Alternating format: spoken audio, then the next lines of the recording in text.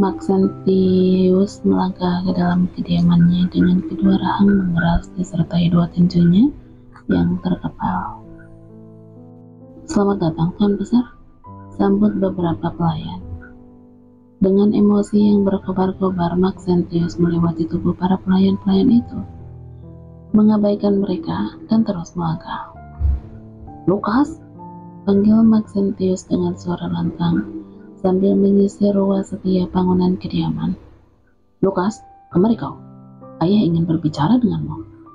Dari kejauhan terdengar suara langkah kaki menuju ke arah Maxentius. "Ada apa ya? Kenapa berteriak begitu nyaring?" tanya Lukas dengan paras keheranan. "Pak." Pria parubaya itu melayangkan tamparan kuat di pipi anaknya. Lukas tercengang. Ia menatap Maxentius dengan mata mendelik tajam. "Kau gila ya? Kenapa kau menamparku?" Maxentius berkacak pinggang. "Anak sialan, yang kamu maksud pria cacat dari grup Ravenscroft adalah Dark Lord Spectre. Apa kamu gila mencari masalah dengannya?" Begik Maxentius. Lukas semakin bingung dengan ucapan ayahnya. "Siapa dia? Aku tidak peduli. Jika dia berani mengusikku, aku tidak akan segan-segan melenyapkannya." Sentak Lukas yang merasa keberatan. Lah, Lukas merasakan tamparan yang kedua kalinya dari ayahnya yang membuatnya terhuyung mundur. Wajahnya terasa terbakar dan matanya memancarkan kemerahan yang tidak terbendung. "Diam, kau tidak tahu apa-apa," bentak Maxentius dengan suara yang penuh amarah. "Besok, aku tidak mau tahu. Datang ke grup Ravenscroft dan minta maaf kepadanya. Jika kau tidak ingin Maxentius berada dalam tarkib selanjutnya. Aku masih punya harga diri. Datang dan meminta maaf kepada orang cacat yang benar saja. Lakukan, atau aku akan menendangmu keluar dari keluarga ini."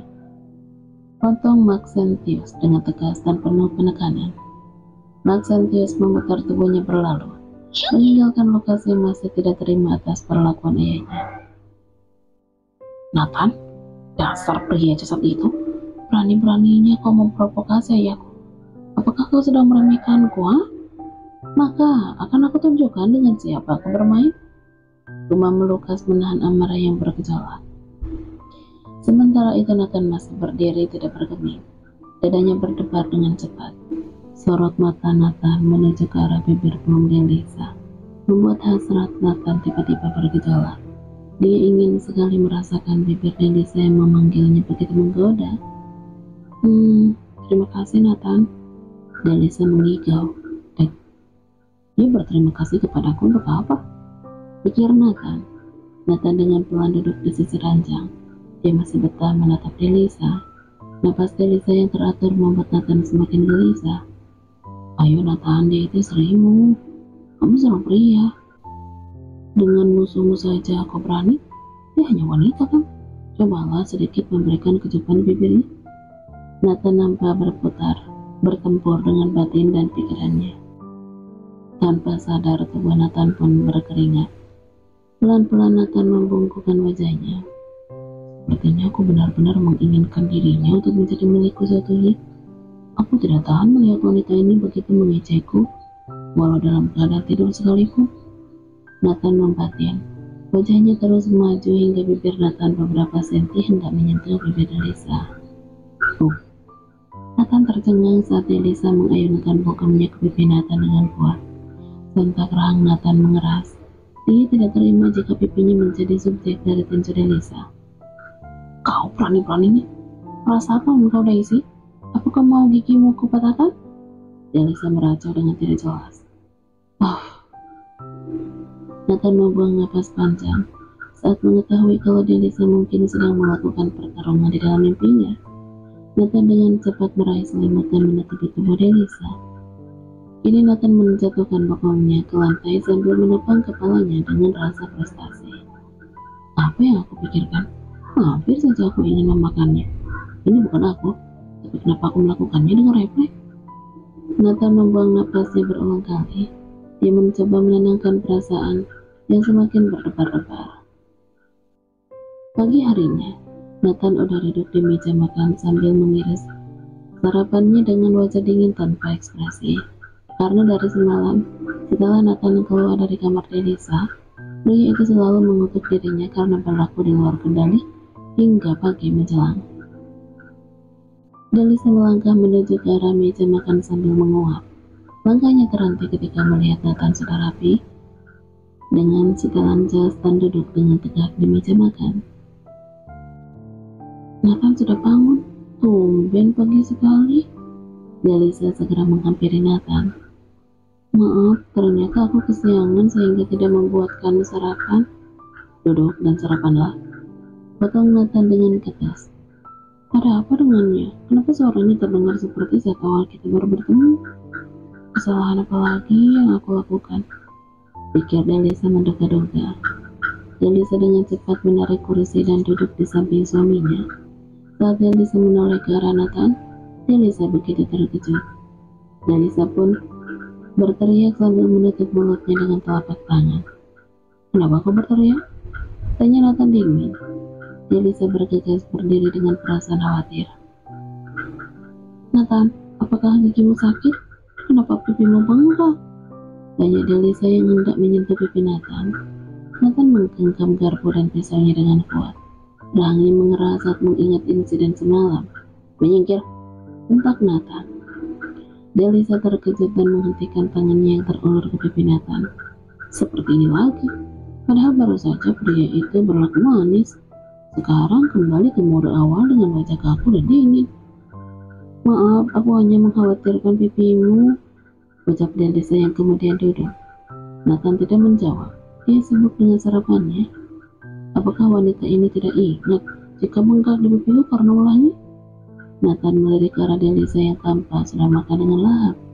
Ingin sekali aku melempari wajahnya pakai piring agar dia tahu bagaimana rasanya. Nathan membatin. Nathan segera berdiri dari duduknya. Delisa yang melihat Nathan seperti itu pun juga ikut berdiri. Nathan, kamu sudah selesai? Apakah sepagi ini kamu ke perusahaan? Tanya Delisa. Aku sudah kenyang. Nathan melangkah. Nathan, panggil Delisa. Pria itu menghentikan langkah kakinya menunggu Delisa berbicara. Aku ingin minta izin, ucap Delisa dengan hati-hati. Kemana? Reunian sekolah teman-teman SMA. Apakah kamu akan mengizinkanku? Apakah ada pria yang menyukaimu di sana? Dan apakah kamu mempunyai mantan? Delisa tersenyum kikuk mendapatkan pertanyaan beruntun dari Nathan. Tinggal jawab apa susahnya? Kenapa menyerempet ke mantan segala? Delisa membatin. Kenapa tidak menjawab? Apakah kamu sedang merangkai kalimat untuk membohongiku? Suara Nathan membuat Delisa menggelengkan kepalanya dengan cepat. Bukan, tidak ada yang naksir denganku, begitupun dengan mantan. Aku tidak punya mantan, jawab Delisa terbata. Nanti Mona yang akan menemanimu, jawab Nathan. Delisa yang merasa gembira segera berlari ke arah Nathan dan memeluk tubuh Nathan dari belakang. Terima kasih, selamat bekerja. Nathan tersentak oleh gerakan tiba-tiba Delisa yang memeluknya. Tubuhnya kaku dan matanya memancarkan perasaan tidak nyaman. Dia merasa tercekik oleh kehangatan Delisa yang memeluk tubuhnya. Lepaskan, aku terburu-buru, ucap Nathan. Delisa melepaskan pelukannya. Maaf, aku lupa jika kamu tidak terlalu suka dengan kontak fisik. Nathan tidak menjawab. Dia segera melangkah menuju pintu keluar. Dasar wanita yang tidak peka. Aku menyukainya, bodoh. Besok-besok, aku akan memintamu untuk melakukan morning kiss setiap kali aku berangkat kerja. Gumam Nathan. Sementara itu di kediaman Julius, Sarah kini sedang menyiram tanamannya, sedangkan Daisy tengah duduk di teras sambil menikmati sarapannya. 2 hari setelah insiden di toko perhiasan itu, Sarah dan Daisy ingin membahas masalah Nathan yang bisa berjalan. Namun, usaha mereka selalu gagal karena Julius selalu berada di antara mereka berdua, membuat Sarah dan Daisy selalu mengurungkan niat mereka membicarakan masalah tersebut. Sarah ingin mencari kesempatan untuk berbicara dengan Daisy secara pribadi mengenai Nathan. Namun sepertinya, situasi ini tidak memungkinkan. Daisy, apa kamu tahu kenapa ayahmu akhir-akhir ini selalu berada di antara kita? Tanya Sarah dengan suara pelan agar tidak terdengar oleh Julius. Daisy mengerutkan alisnya menunjukkan kebingungannya. Mungkin ayah hanya ingin terus mengawasi kita, jawab Daisy ragu. Sarah menghela napas frustasi. Dia tidak ingin Julius tahu mengenai Nathan yang pura-pura lumpuh. Biar bagaimanapun Delisa masih anak kandung Julius. Daisy, video yang waktu itu di toko perhiasan, apakah kamu masih menyimpannya? Itu Bu, yang ingin aku bahas kepada ibu. Kecilkan suaramu, ayahmu masih di dalam. Daisy berdiri dari duduknya dan melangkah menghampiri Sarah. Bu, sepertinya kita ditipu oleh Nathan. Ibu lihat bagaimana Nathan menghajar Lukas hingga seperti itu. Dia tidak lumpuh dan jauh dari seseorang yang berpenyakitan. Sarah mengangguk menyetujui ucapan anaknya. Iya, kenapa dia pura-pura lumpuh ya? Apakah dia sengaja? Masa Lukas kalah dengan Nathan sih Bu? Sia-sia dong kita menjelek-jelekan Delisa di depan Lukas yang ternyata hanya pria pecundang. Mungkin Nathan pura-pura lumpuh agar kita membencinya. Itu alasan yang masuk akal. Tapi bagaimana bisa Nathan memiliki pengaruh di dalam toko perhiasan itu? Padahal itu bukan toko perhiasan dari grup Ravenscroft. Daisy tampak bingung. Mungkin Nathan memiliki koneksi yang kuat, atau dia memiliki kemampuan untuk mempengaruhi orang lain? Ucap Daisy. Sarah mengangguk setuju. Kita perlu mencari tahu lebih lanjut mengenai Nathan. Apakah ada cara untuk mengungkap kebenarannya? Daisy berpikir sejenak. Mungkin kita bisa mencari tahu latar belakang Nathan. Jika dia lebih berkuasa dengan Lukas, aku tidak akan segan-segan mengumumkan kepada publik jika Delisa telah merebut suamiku. Ujar Daisy dengan senyuman licik.